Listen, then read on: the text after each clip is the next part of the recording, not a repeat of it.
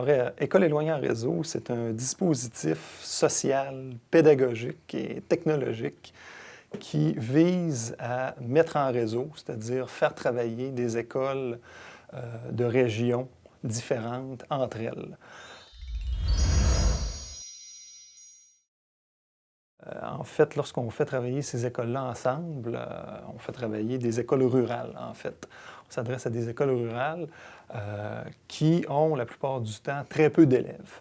Alors, on sait depuis un certain nombre d'années qu'au niveau de l'apprentissage des élèves, un des aspects qui est fondamental, c'est qu'ils puissent avoir accès à un vaste et un bassin d'interaction sociale diversifié. Alors, vous comprenez que si on est dans des petites écoles, ces enfants-là ont accès à moins de camarades de classe, ont parfois accès à des ressources qui sont plus limitées, par exemple, que dans des écoles qui sont en ville.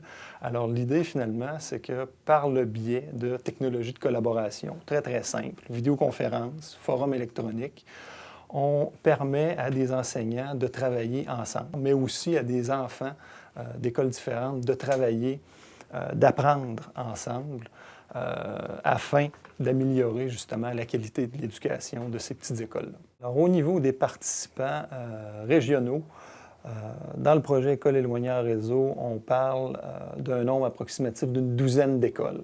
Ensuite, je dirais qu'en termes d'enseignants, ça représente une vingtaine d'enseignants.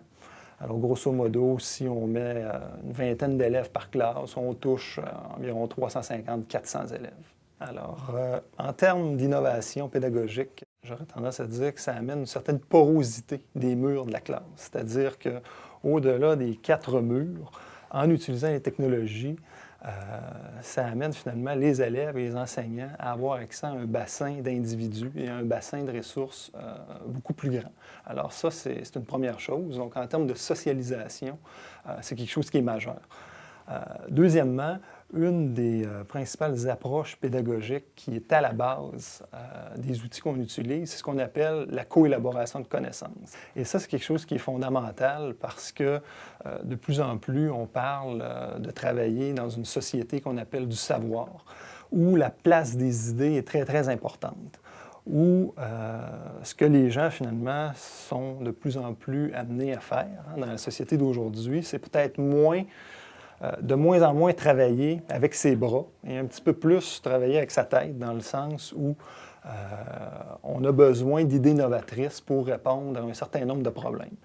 Alors, ce qu'on fait dans l'École éloignée en réseau, lorsqu'on met les élèves en réseau, lorsqu'on les amène à travailler avec des élèves de classes différentes, on les amène à coélaborer des connaissances, c'est-à-dire à se pencher ensemble sur des problèmes authentiques. Par exemple, en univers social, en histoire, en géographie, on le fait en sciences aussi, en français.